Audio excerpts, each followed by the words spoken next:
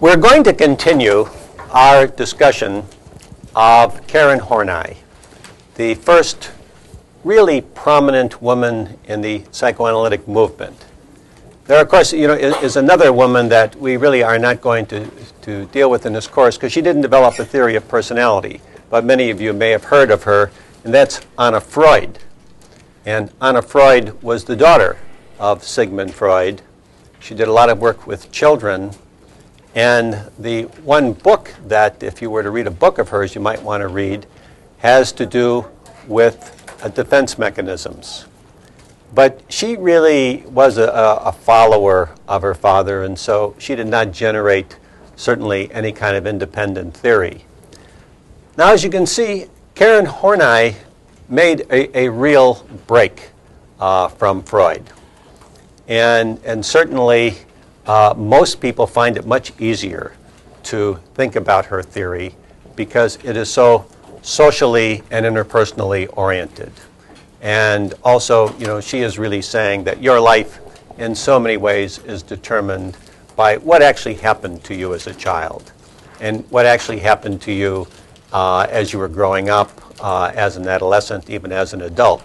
So in her theory, she really allows for all kinds of growth, for all kinds of development, and very importantly, as you can see from the 10 needs that we just talked about, those needs are very developed both from experience and from the way in which you learn. So you learn to get involved in certain kinds of behaviors that allow you to express these needs. Now, Horney also believed that the three basic trends that we were talking about in the last class, that is, moving towards people, moving against people, moving away from people, they were not exclusive. You didn't just do one all the time, but actually, and very importantly for her, these three trends were interactive. That is, we engage in all of them. What she said, though, is that one form will dominate your personality. And unfortunately, then, the other two forms stimulate anxiety and uncertainty. After all, you can't be moving towards people, moving away from people, and moving against people all the time. So if you develop a characteristic style, then the other two choices, should you think about engaging in them or even being drawn into them, they create a lot of anxiety for you. And she saw this interaction of these three trends as what she called a basic conflict in neurosis. And she called the experience that one has a vicious circle. So basic conflict refers to the idea that the three trends are all possibilities for you. You choose one, but if you're drawn towards the others, and at times in your life you are, you get involved in a vicious circle. And if you think about it, the result of the vicious circle is, of course, you always go back to the dominant way of behaving. So learning is very, very difficult. Now, since one or more of these styles can emerge, certainly from time to time, Horney believed that neurotic individuals are constantly seeking solutions that will not work because they always get offset by conflicting demands. And that's the nature of why one is neurotic. And remember, for Horney, in many ways, being neurotic meant being anxious. Now, it's more complicated than that, but being anxious is a very key part of her personality theory. And now, some people do engage ineffectively in all three kinds of these behaviors. I once saw a person who wanted to be a star. He wanted to be in front of people. He wanted to go out and be very involved with people. This young man, by the way, had a terrific talent. And he was very ambivalent about developing it. And what happened was, in order for him to be aggressive, to be outgoing, he would have had to be very assertive. He would have had to to really try to develop this talent in a very aggressive way, and he couldn't do it because he really was more compliant. And he had been compliant from the time he was a little child. That is because what he had found out was that if he would be compliant and do what Mom wanted done, and there were other significant women in his household, they all took care of him. So the only reason he ever used his talent was for them to pay attention to him. However, as you know, is when you're, if you're a little kid, for example, and you play a musical instrument and people like it, it's fairly easy in the beginning in the sense that whatever you do, your performance will be applauded. Now, if you're going to be a musician, as you go on and as you perform more, you do get criticized. I mean, your teacher begins to demand more of you. Perhaps parents and other loved ones pay more attention to the fact that maybe you're not doing as well as you can, even though, in the case I'm talking about, this person had a super talent. I mean, this person could really have been quite a star. But he decided to give it up. Now, he gave it up because he couldn't handle the anxiety that came with being criticized, because that kept him from getting all the gratifications that he had been getting from being very compliant. So what did he do? He actually developed the third personality type, and that is he just moved away from people entirely. By the time he was referred to me, he really had locked himself up in his basement. He never went out except to go to school. He had no relationships. He was a college student, for instance. He was a male who had never kissed a girl, never had a date, now longed for all these things. I mean, really wanted these things, cared a great deal about these things. And as you'll see in the nature of neurosis, they're always complicated. So other behaviors occur. For this young man, one of the things he needed was some explanation for why don't I have friends? So what he did is to become very indulgent in eating. So by the time I saw him, he was, maybe 350 pounds. But that was his excuse for not being desired by anyone. Like he actually had given him himself this excuse. Because he was very bright, he also had some awareness there's something wrong with this. I mean, it was really interesting. This is somebody who, by the way, eventually dropped out of college. And in fact, he lived in the basement in his home, and the only time he would leave it would be to go to therapy. And he didn't have any trouble. I mean, he never missed a session, never late. Came to therapy 3 times a week, and that was his life. He started in the summer, and he wore a winter coat because he didn't want the therapist to see how much he weighed. And he wore a winter coat to every session. That is, he sat in the session with the coat on, buttoned, for about 7 or 8 months until he finally was able to indicate that this really was him. And eventually, with a lot of work, this is a person who lost nearly 200 pounds, who was able to come to grips with just the tremendous fears inside him. And he was able to, to change his basic way of functioning. Now, his basic way of functioning when I saw him was avoid people at all costs. People hurt you. They reject you. They criticize your talents. They're not nice to you.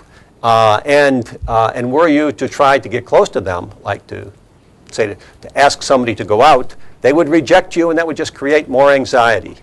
Well, eventually, he was really able to, first of all, the safest thing for him was to return to college. He was familiar with it. He had always done well. So he went back to college. Took several years before he actually could return to playing the musical instrument that he was so good at. But eventually he got a graduate degree. As I say, he lost a couple hundred pounds. He eventually was able to get into a relationship, and he married, etc. And throughout all of that time, you could watch him change. That is, he went from being the avoiding kind of person to becoming the person who really tried to interact with people. But always, as he moved from one of these stages to another, it was with great anxiety. And there were always periods where when the anxiety got too great, he went back to this first type, which was to be, distant from people. And so, some of his early attempts at relationships broke up, not because other people weren't interested in him, but because he had such a long history of thinking he would be rejected that he was always anticipating that. So the anticipation actually caused him to break up the relationship before he got rejected, even though there really wasn't any danger he would be rejected. But it's this kind of behavior we're talking about when we're talking about neurosis. That is such, especially with Horney, such an acute awareness that you may be overwhelmed by anxiety, coupled with a very acute awareness that you don't feel good about yourself, coupled with some stereotypical behavior that you have found reduces anxiety. And all of these things interact, and it becomes important that we find some way for the person to overcome that. Now, with Karen Horney, while she agreed with Freud that developmental stages are important, and you notice that through this, she did not agree with his libido theory or that sexual aggressive strivings solely determine personality development. I mean, that is the key you want to be aware of. And you notice, of course, that when we talked about Adler, he also didn't agree with Freud on this. Now, she placed a great deal of emphasis on culture. Sure. She agreed with him or disagreed with him on, again, please. Sure. Karen Horney disagreed with Freud that you're basically driven by libido. And instead, she felt that you are really driven by cultural and interpersonal experiences. And so she thought, by the way, it is really the cultural and interpersonal interaction that causes you to develop the feelings and the lifestyle you have, not that you got a whole bunch of urges that are driving you there. And so Karen Horney, actually often is seen as really the premier individual in bringing attention to the biases that Freud had about women. And people certainly look to her as the person who shows that biology is not destiny. However, even in spite of Horney's real attempt to foster an understanding that the development of personality in women is far more positive than Freud indicated, she still fell into the trap of allowing too much of Freud's theory to influence her. For example, while she played down the Oedipus complex and said, that is really not that important, she did end up accepting the concept of penis envy. And also and she just explained it differently, saying that the origins of penis envy in girls are that they wish they could urinate in the same way that boys do. And so she, again, created the focus that girls look to boys as their models. And this is what feminists have reacted against. And she still felt that girls wish to imitate what boys could do, rather than to look at women as their models and realize that they can have lives and careers that are related or unrelated to men. And that's where Freud had such a powerful impact. And of course, the culture of the day was that men were more important than women. By the way, you don't have to spend a whole lot of time looking around the world to realize that that culture still exists in many places. And certainly, until recently at least, and remnants of it today, in China, where you can only have one child, for many families, it's devastating if your child's a girl. So that, many families really hope, since they could only have one child for a long period of time, that they would have a boy, because somehow boys were more valued. So cultures have made these very arbitrary decisions for a long time. Of course, if you look in those cultures, you almost always find that males dominate in government, males dominate in the power positions. And Horney was the first theorist really to try to take us away from some of that. But even she was a product of her culture, and even she didn't overcome this as much as one would have liked to. So while, Horney would not say that anatomy is destiny, which is a phrase often associated with Freudian thinking, she did agree that anatomy plays a very large part in one's psychological development. And so, in spite of the fact that she's saying it really is your experiences, it's really the interpersonal experiences and the culture in which you grow up that's important, she still posited there probably are some advantages to being male. Now, there's a term, female masochism. And this was an area of conflict between Freud and Horney. For Freud, he thought that women actually liked to suffer and that they derived pleasure from it, since they basically were inferior to men. So Freud had this great concept, as long as you weren't a woman. Horney posited, and this was a wonderful comeback, she posited that women only appeared to enjoy masochism because they had to accept the fact that men were physically stronger, had more opportunities because of male-dominated occupations, and that women frequently were economically dependent on men. So Horney was the first person to come out and say, what Freud is telling you is a fiction. Women do not like to suffer, but women sometimes subjugate themselves to men simply because they don't have opportunities to do something else. Now, feminists today, are somewhat angry with Horney because they feel she certainly didn't go far enough. Now, they do give her credit for making the break, but they admire her, first of all, like for attacking Freud by focusing on cultural and social experiences. But they actually believe, quite correctly, that she should have accepted none of the position offered by Freud on female masochism. And modern feminists, by the way, point out that masochism connotes a desire, connotes a desire for pain, and that women, with the exception obviously of very neurotic women, do not get pleasure from pain, and that any thesis that a woman wants to suffer is obviously and totally incorrect.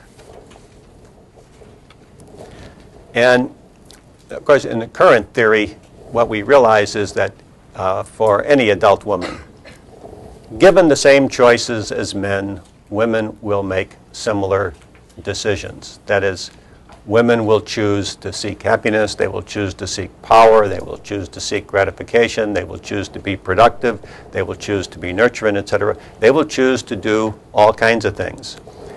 That what happened with Freud is he was theorizing at a time when women clearly didn't have equal opportunities. And so they made all kinds of adjustments. But the adjustments they made were, first of all, ones that they often learned from their mothers and from their culture. But these were not adjustments that were based in any way on what someone would really want, nor were they based on the fact that because biologically they were women, life had to be that way. Now, Horney made some contributions beyond even the ones we've been talking about. For example, she was one of the first thinkers to talk about the idealized image of neurotics. And can we show this? I think I may have lost my, okay.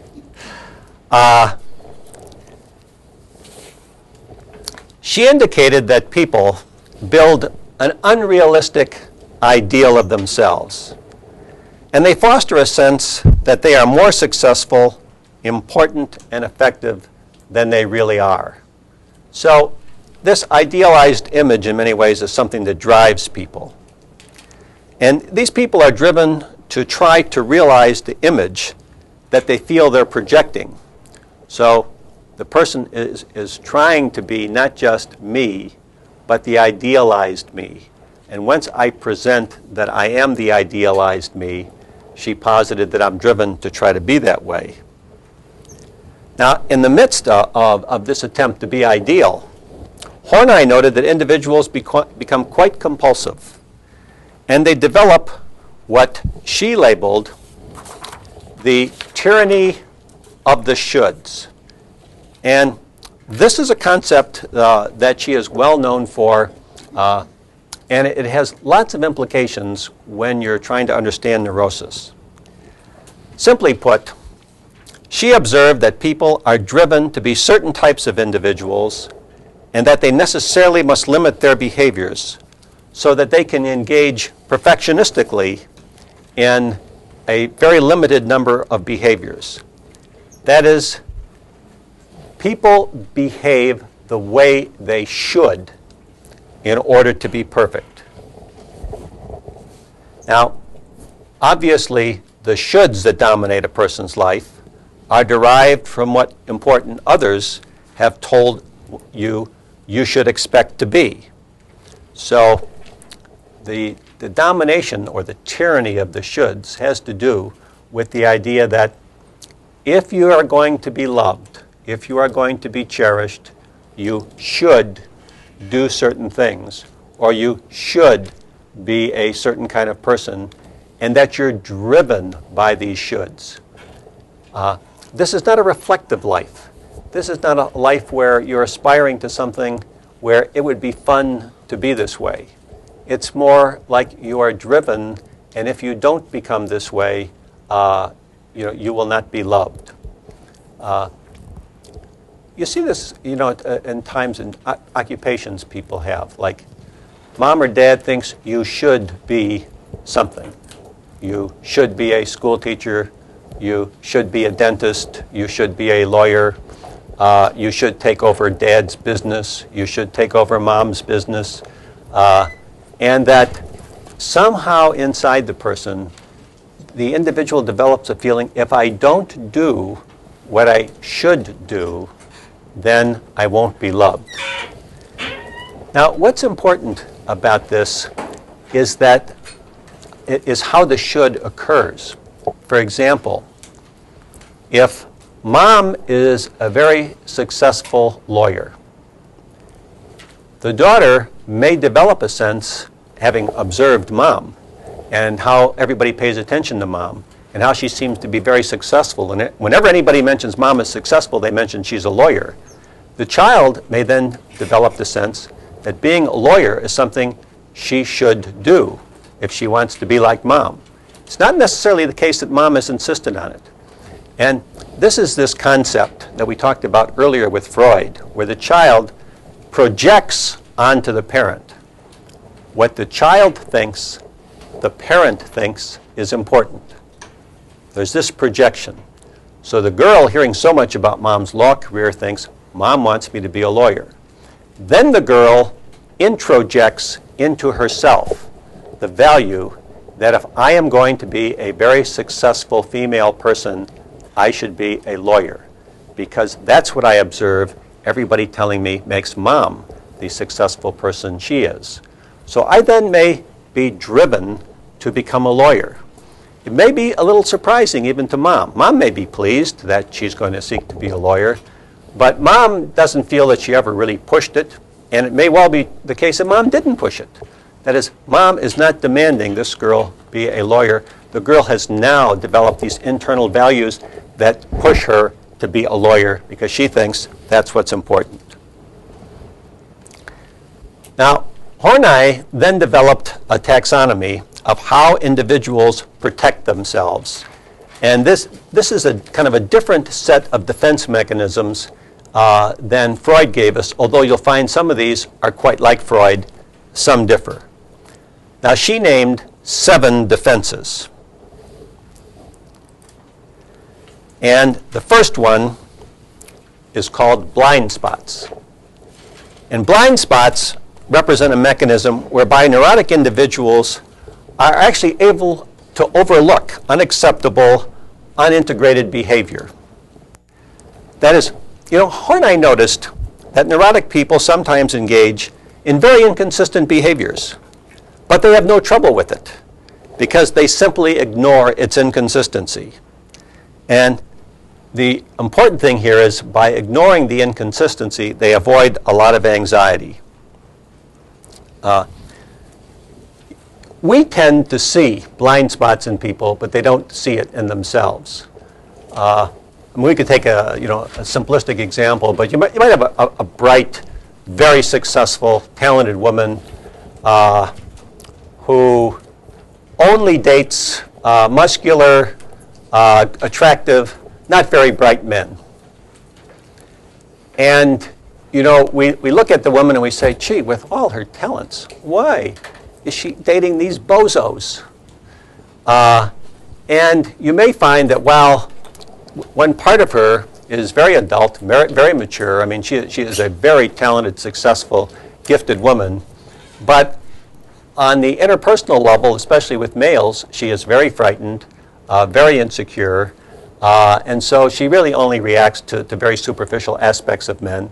And of course, as you can guess, what will happen with her is these relationships will be unsuccessful. And her friends often will try to say to her, why don't you consider going out with so-and-so, who isn't particularly attractive? And of course, she'll always reject that, because somewhere in her own mind is, in order for me to maintain my success, I need to be around an attractive man, even though no one is really putting that pressure on her. But the blind spot is something that we see, and something that's really inconsistent with this person's personality. This woman's got lots to offer. She ought to be, pursuing anybody she wishes, not just pursuing the kind of bozos we see her with. But that blind spot is unconscious for her. To her friends, it is obvious. To her, she just doesn't want to talk about it. Now, the next one is compartmentalization. And this defense involves rigidly putting ideas and behaviors into certain compartments that are consistent within themselves. So within the compartment, behavior is consistent. But the categories may be inconsistent in regard to each other. An example, for instance, might be these religious preachers that you see on TV, who often may extol a very rigid and self-denying form of life, while at the same time living in extremely expensive homes, indulging in lavish expenditures, and even in unacceptable sexual practices, as we have seen in the revelations of some of these people. Now, if you listen to the person talk about religion, probably their theory of religion is quite consistent, and there is no problem with that. Even within their behavior, where they're spending a lot of money on themselves, perhaps lavishing things on themselves, it's not terribly inconsistent because they make a lot of money. But there's a real inconsistency between these two categories of preaching that people should be poor, that people should give away a great deal of their money, that people should make sacrifices, and then living a life in which there seem to be next to no sacrifices. In fact, the life seems to be very self-indulgent. And what's important about this, and this particular defense, is the person can engage in these kind of behaviors which we see as inconsistent. But psychologically, the person who's living this does not see it as inconsistent. That is, they have a category for work, a category for home. These categories do not overlap. Now, the next defense is rationalization. And this defense is really similar to that of Freud. And it's used to indicate how a person engaging in a behavior they know is not consistent with one of their categories accounts for it by giving some highly intellectual explanation for why they do it. For example, a married preacher has an affair with a married man. Now, this may be clearly against what the preacher actually tells others, but she justifies it on the grounds that the man is lonely. And if she has an affair with him, then he will stay with his wife. And so, as long as she gratifies him and remains sexually involved with him, he won't get a divorce. Thus, you find somebody has taken a totally socially unacceptable behavior and turned it into a virtue. That's rationalization. That is being able to do whatever it is you want to do and doing it in such a way that it doesn't generate anxiety in you because you've actually made it a consistent, all right thing to do.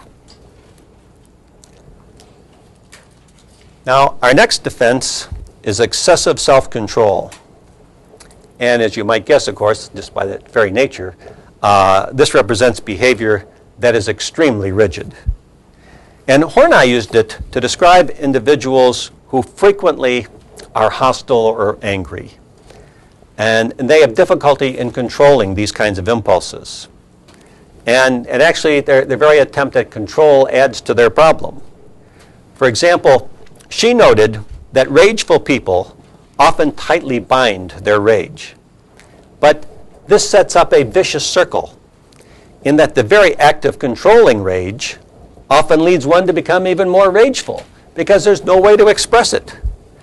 And she saw this as not a very effective defense and one that usually poorly served individuals and often failed because you just can't be that excessively controlling, especially if you have a lot of anger in you and think that it won't come out somewhere.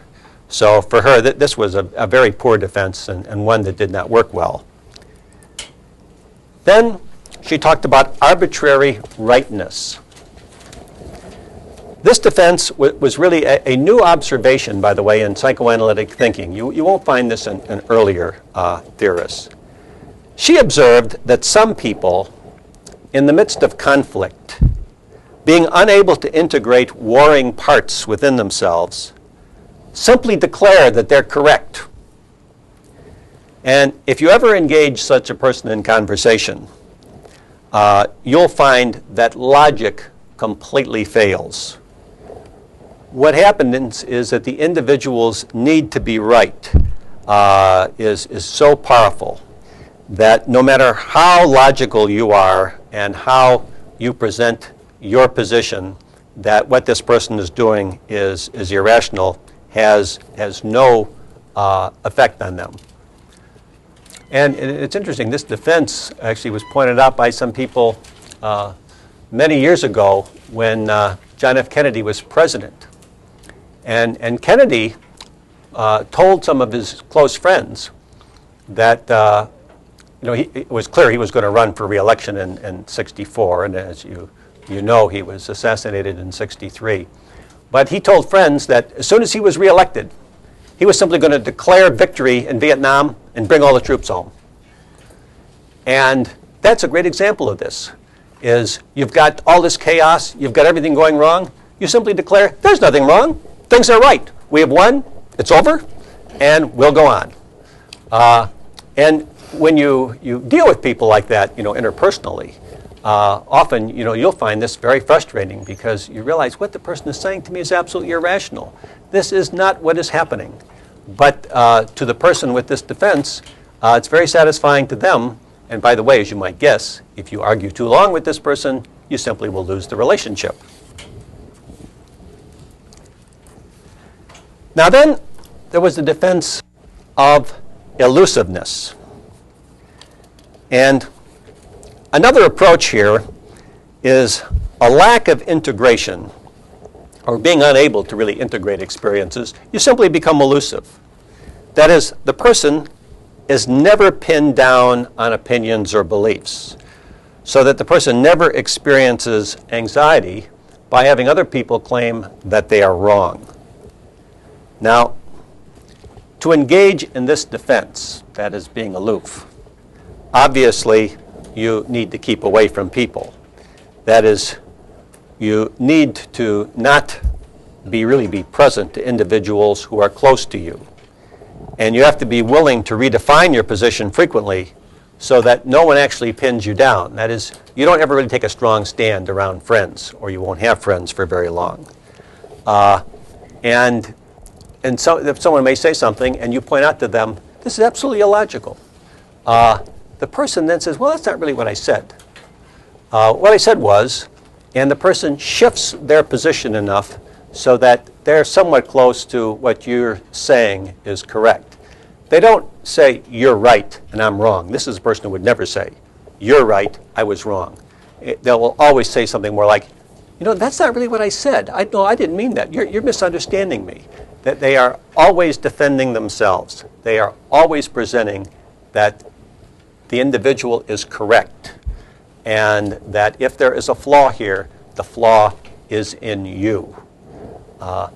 And she saw this, this defense go on, and she saw it as a very difficult defense to try to do something with, because if the person doesn't admit that they're engaging in this kind of behavior, then of course there's no reason to change.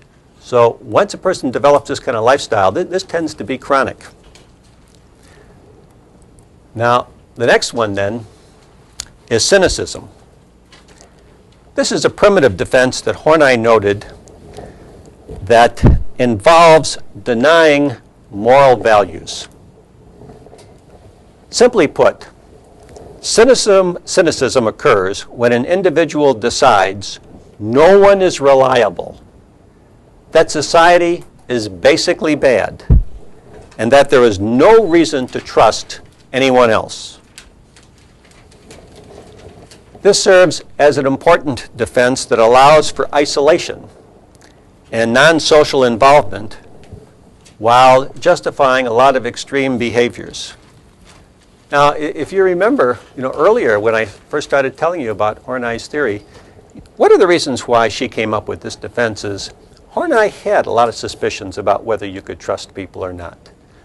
And if you remember, I was saying to you, it really is important to know something about the theorist when you're looking at the theory.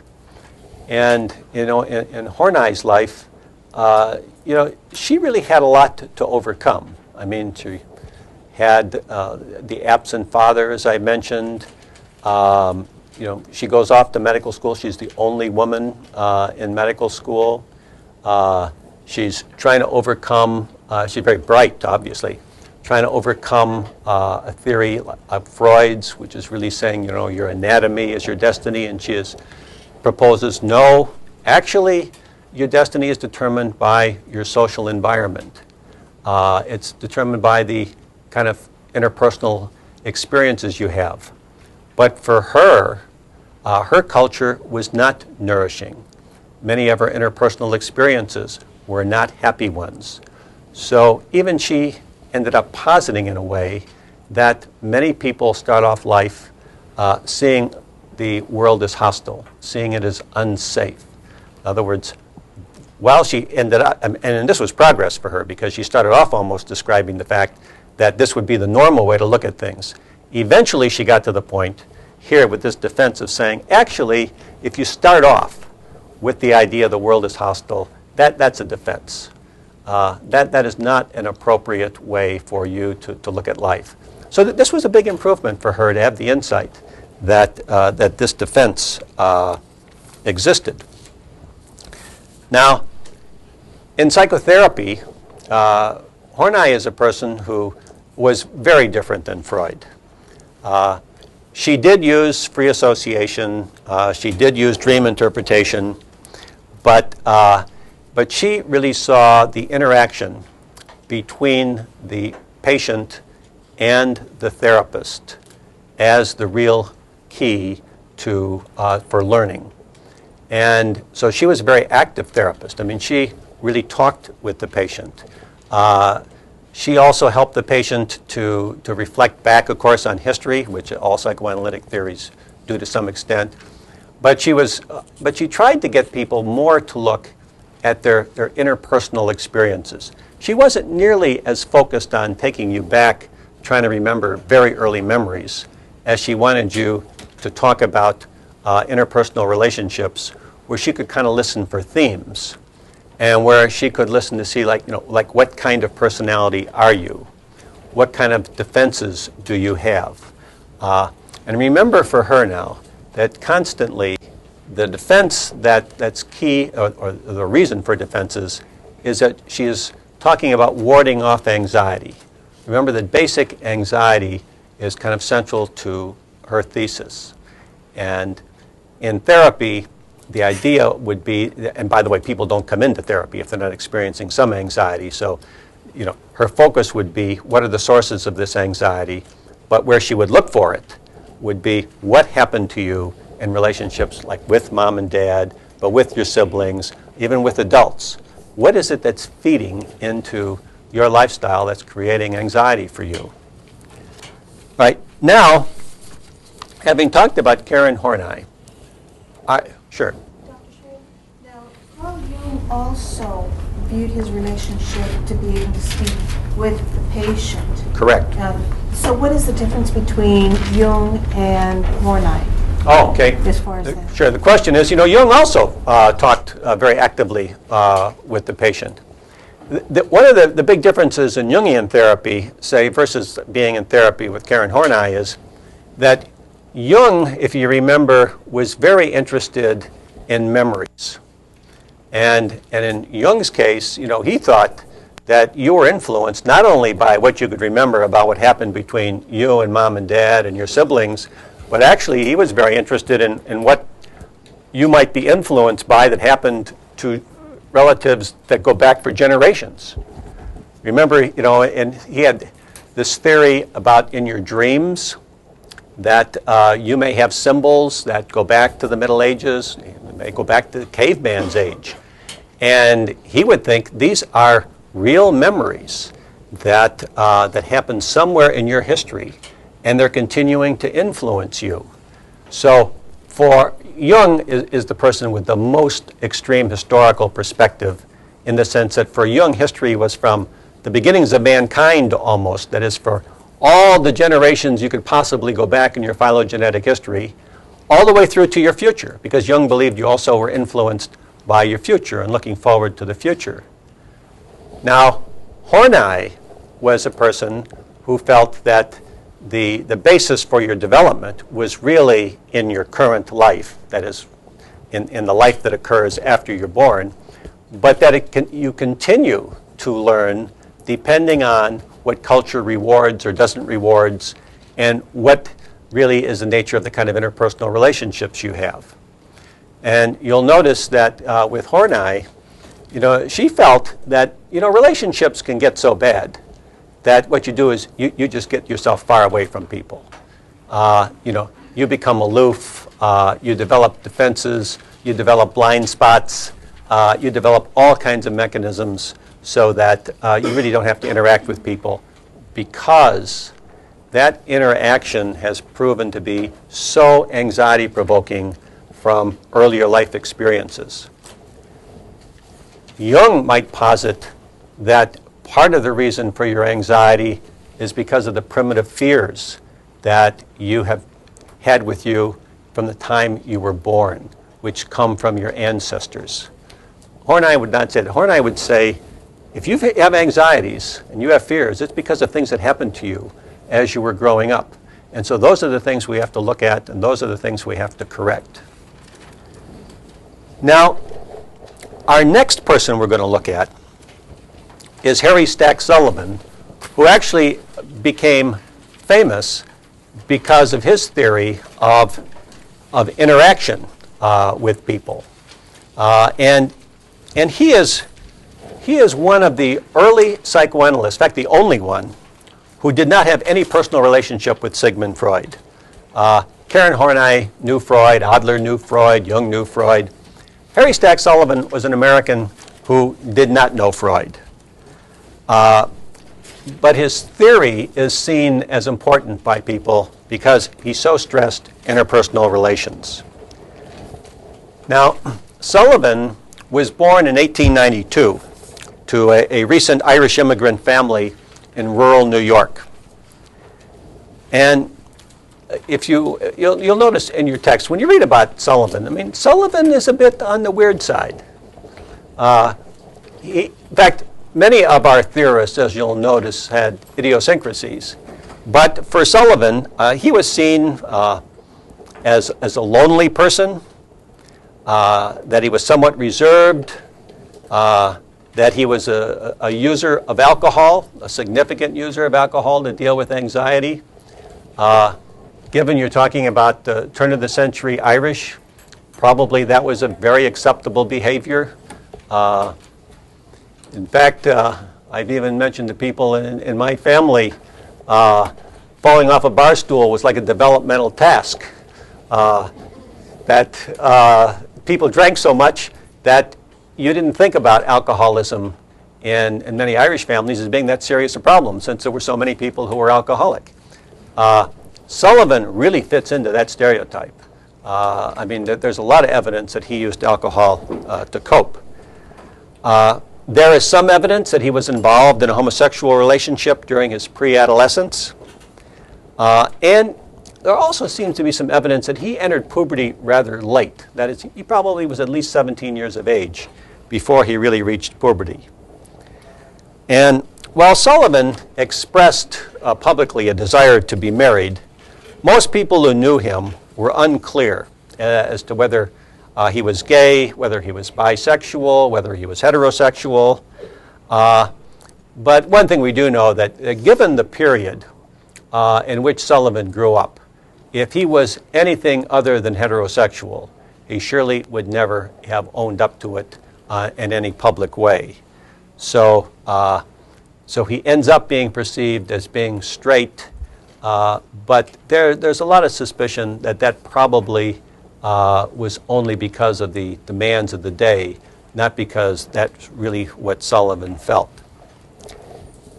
His early life was certainly one of turmoil. While he was a student at Cornell, he was expelled for mail fraud. And historians don't tell us a whole lot about what did he actually steal or what did he do in this mail fraud, but he was expelled. Now, interestingly, he never returned to Cornell, and he never got an undergraduate degree. But he did go to medical school in 1911 at the Chicago College of Medicine and Surgery.